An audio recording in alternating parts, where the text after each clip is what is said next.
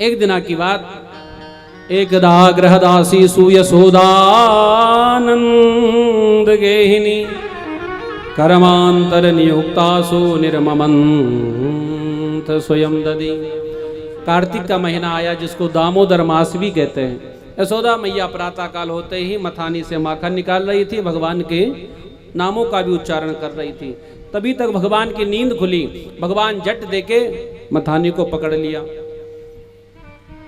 भगवान ने कहा मैया बड़ी जोर की भूख लगी है। मैया ने कहा लाला अभी ताजा ताजा माखन आएगा, थोड़ी देर रुक जा। बस कहाँ रुकने वाले, झट देके गोद में बैठ गए, मैया का दुग्धपान करने लग गए। भगवान ने कहा मैया एक बात पूछूं? का पूछो लाला।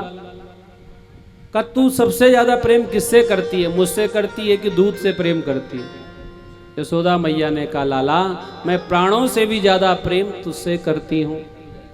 भाई इतना सुनना था। भगवान ने कहा अभी इसका पता लग जाएगा।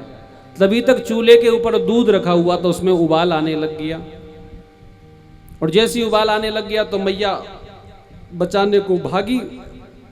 भगवान ने कहा मैया जाने दे, चूल्हे में तू तो मुझसे प्रेम करती, अब तो पटक दिया कन्हैया को।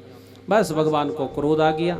उठाकर उसी समय पत्थर जितने माट मटके थे सबको फोड़ दिया, और उसी समय आवाज मारी भैया आज हमारे यहाँ ही भंडारा स्वीकार करो।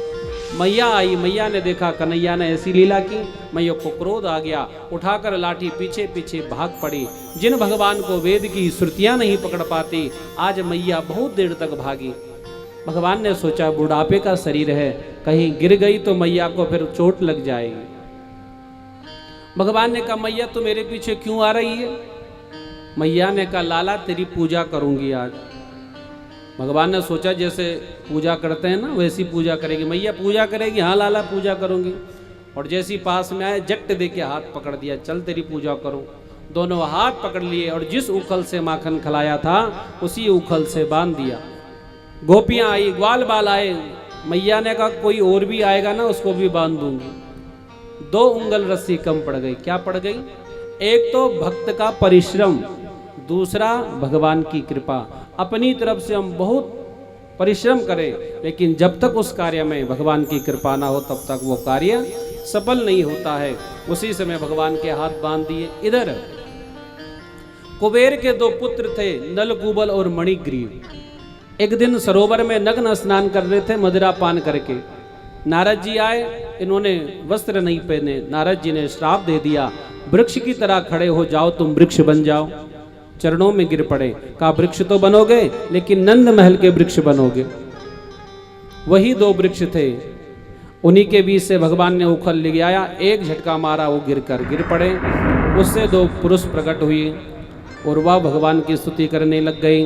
वाणी गुणानुकथने श्रवणो कथायाम हस्तो चकट मनस मनस्तो पादयोर्ना स्मृत्याम शिरस्तव निवास जगत प्रणामय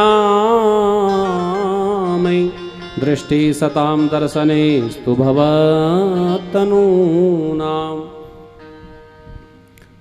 यमलार्जुन कहते हैं भगवान वाणी गुणानुकथने, हमारी वाणी आपका गुणानुवाद करते रहे। श्रवणो कथायाम, हमारे कान आपकी कथा सुनते रहें।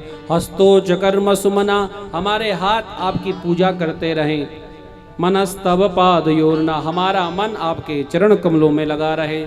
स्मृत्याम शिरस्तव निवास जगत प्रणामे, और हम ब्राह्मणों संतों के आगे हर समय झुकता रहे। लेकिन इन नेत्रों से भगवान के दर्शन हो ऐसा नहीं कहा, बल्कि दृष्टिम सताम दर्शने स्तु भवतनूनाम, इन नेत्रों से संतों का दर्शन होते रहे। अगर नारद जी ना मिलते तो आज आप ना मिलते।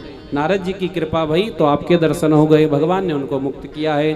श्री गोविंद भगवान की जय। नंद बाबा आए, उसी समय खोल दिया। का यशोदा यह उचित नहीं है, बुढ़ापे में एक बालक हुआ है, उसको ही अभी कुछ हो जाता तो। यशोदा मैया को बड़ा पश्चाताप हुआ। इस प्रकार भगवान ने अनेक सारी लीलाएं की।